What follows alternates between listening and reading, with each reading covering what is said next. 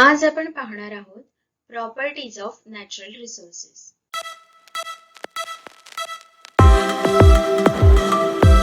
Properties of natural resources. Which are the gases present in air? Why is air called a homogeneous mixture? What are the use of the various gases in air? Properties of air. Air is all around us. We cannot see it, yet we feel the presence of air when we inhale. Air is taken in through the nose. If we blow on our hand through our lips, we can feel the air. आपल्या पाठाचं नाव आहे properties of natural resources, म्हणजेच नैसर्गिक संसाधनाचे गुणधर्म. Which are the gases present in air? Why is air called a homogeneous mixture? म्हणजेच हवेमध्ये कोणकोणते वायू असतात आणि हवेला एकजिन्सी मिश्रण असं का म्हणतात? त्यानंतर हवेमध्ये असलेल्या वेगवेगळ्या वायूंचे उपयोग कोणते आहेत? त्यानंतर आहे प्रॉपर्टीज ऑफ एअर, म्हणजेच हवेचे गुणधर्म. इथे म्हटलंय air is all around us, म्हणजेच आपल्या सभोवताली हवा असली तरी ती आपल्या डोळ्यांना दिसत नाही, तरी हवेचे अस्तित्व आपल्याला जाणवते. जेव्हा आपण श्वास घेतो तेव्हा नाकावाटे हवा आत घेतली जाते आणि तोंडासमोर हात धरून फुंकर मारल्यास आपल्याला हवेचा स्पर्शही जाणवतो. तर ट्राय धिस हे करून पाहायचं आहे की take a stick from a broom or a paper or plastic straw. Tie a thread at its center and hang it so that remains horizontal. Tie two rubber balloons of the same size at the two ends of the stick. See to it that the stick remains horizontal. Now remove one balloon and inflate it and tie again at its original position. Does the stick remain horizontal? The stick goes down on the side of the inflated balloon. This means that air has weight. Air is a mixture of gases. Therefore, like all the matter, it has a mass and weight. Take an injection syringe without the needle. Pull its piston and observe it as you do say. The piston can be pulled out easily. The piston then remains in that position even if you let it go. Now close the inlet hole of the syringe tightly with your thumb. Pull the piston and let it go. Is the force required to pull out the piston more or less than before? Does the piston remain as it is after you let it go? म्हणजेच आपल्याला इथे एक प्रयोग करून पाहायचा आहे, ज्यामध्ये तुम्ही take a stick from a broom or a paper or plastic straw, तुम्ही झाडूची एक काडी किंवा शीतपेय पिण्यासाठी वापरतात तो स्ट्रॉ, काडीला मध्यभागी दोरा बांधून अशा प्रकारे टांगा की ती बरोबर आडव्या रेषेत राहील. काडीच्या दोन्ही टोकांना दोन सारख्या आकाराचे रंगीबेरंगी फुगे बांधा. काडी आडव्या रेषेत राहील असेच पहा. आता त्यातील एक फुगा काढा आणि तो फुगा फुगवून परत काडीला पूर्वीच्या जागी बांधा. आता काडी आडव्या रेषेत राहते का पहा. फुगवलेला फुगा बांधलेले काडीचे टोक खाली जात असल्याचे आढळते, म्हणजेच हवेला वजन असते. हवा हे वायूचे मिश्रण असल्याने इतर पदार्थाप्रमाणेच हवेला सुद्धा वस्तुमान आणि वजन आहे, जसं की इथे या चित्रामध्ये दाखवलं आहे. हा जो फुगलेला फुगा आहे ती काठी खालच्या साईडला झुकलेली आहे. तर पुढे बघूया. सुई नसलेली इंजेक्शनची एक सिरिंज घ्या, तिच्या दट्ट्या ओढा व त्यावेळी दट्ट्यांचे निरीक्षण करा. दट्ट्या सहजपणे बाहेर उडता येतात का?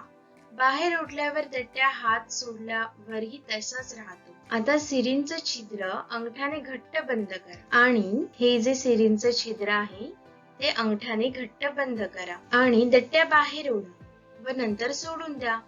दट्ट्या बाहेर उडण्यासाठी जास्त जोर लावावा लागतो का कमी?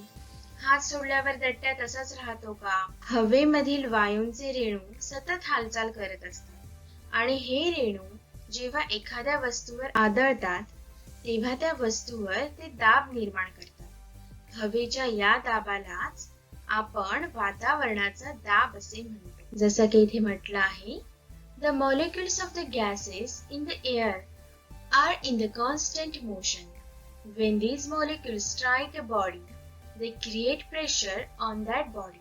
This is the pressure of air that we call atmospheric pressure. म्हणजेच वातावरणाचा दाब. On pulling the piston with the inlet hole of the syringe closed, more space becomes available to the air in the syringe and it becomes rarefied. As a result, the pressure of the air in the syringe is lower. Comparatively, the pressure of the outside air is very high. That is why when the pulled out piston is released, it is immediately pushed in.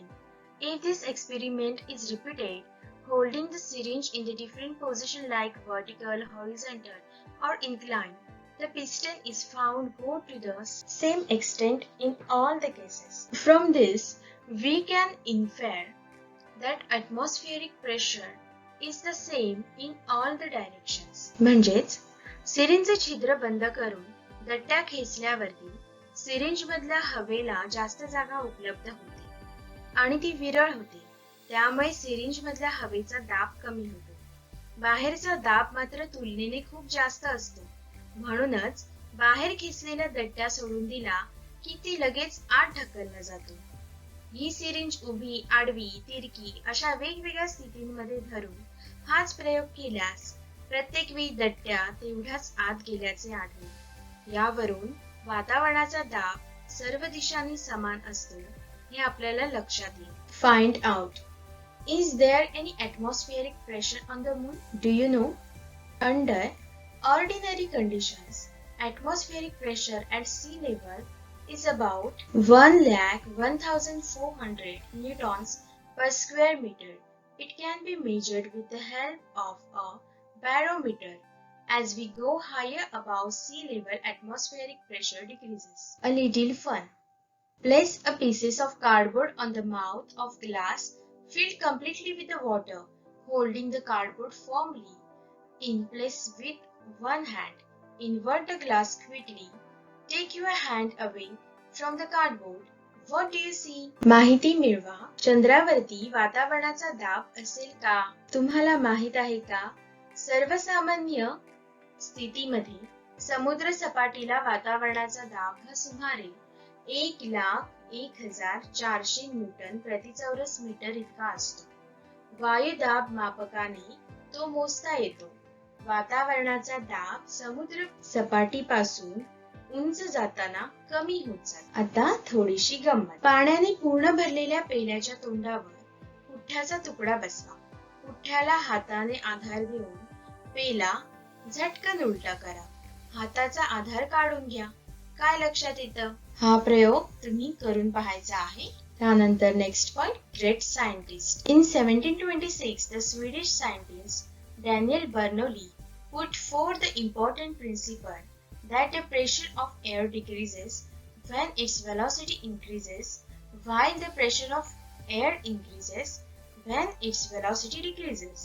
If a body is moving through air, the air pressure decreases perpendicular to the direction of the motion. Then, air in its surroundings flow rapidly from higher pressure to the lower pressure. म्हणजेच Daniel Bernoulli नावाचे जे Swedish scientist होऊन गेले, त्यांनी 1726 मध्ये महत्वाचे तत्व मांडले की हवेचा वेग वाढला तर तिचा दाब कमी होतो आणि या उलट जर हवेचा वेग कमी झाला तर दाब वाढतो. एखादी वस्तू हवेमधून गतिमान असल्यास त्या वस्तूच्या गतीच्या लंब दिशेला हवेचा दाब कमी होतो आणि मग आजूबाजूची हवा जास्त दाबाकडून कमी दाबाकडे जोराने वाहू लागते. Observe and discuss. Take some water in a plastic cup and hold a straw upright in it. Hold a small pieces of another straw near the upper end of the first straw and perpendicular to the straw. Blow hard through the small pieces of straw. You will see a fountain of water. Why did this happen? On blowing through the straw, the air at its open end is pushed away and hence the pressure of the air at the opening goes down. As the pressure of the air near the upper end of the erect straw becomes less than atmospheric pressure.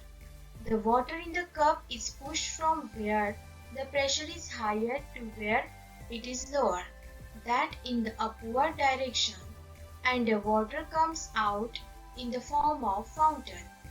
The more forcefully you blow, the higher will be the fountain. This straw fountain works on Bernoulli's principle. म्हणजेच एका प्लास्टिकच्या कपमध्ये पाणी घेऊन त्यामध्ये एक straw उभा करा. दुसऱ्या एका स्ट्रॉचा लहान तुकडा पहिल्या स्ट्रॉच्या वरच्या तोंडाजवळ काटकोनात धरा. स्ट्रॉच्या लहान तुकड्यातून जोराने फुंकर मारा. तुम्हाला पाण्याचा फवारा उडताना दिसेल. असे का घडले? स्ट्रॉ मधून फुंकर मारल्यानंतर त्याच्या समोर असलेली हवा दूर ढकलली जाते आणि त्यामुळे त्या ठिकाणी असलेला हवेचा दाब हा कमी होतो. स्ट्रॉच्या वरच्या तोंडाजवळ असलेला हवेचा दाब वातावरणाच्या दाबापेक्षा कमी झाल्याने कप मधलं पाणी जास्त दाबाकडून कमी दाबाकडे म्हणजेच वरच्या दिशेने ढकलले जाते व पाणी फवाऱ्याच्या रूपात बाहेर पडते. जेवढ्या जोरात फुंकर माराल तेवढ्या मोठ्या प्रमाणात फवारा उडत असल्याचे लक्षात येईल. स्ट्रॉचा हा फवारा बर्नौलीच्या तत्वावरती कार्य करतो. त्यासाठी तुम्ही या चित्राचं निरीक्षण करू शकता.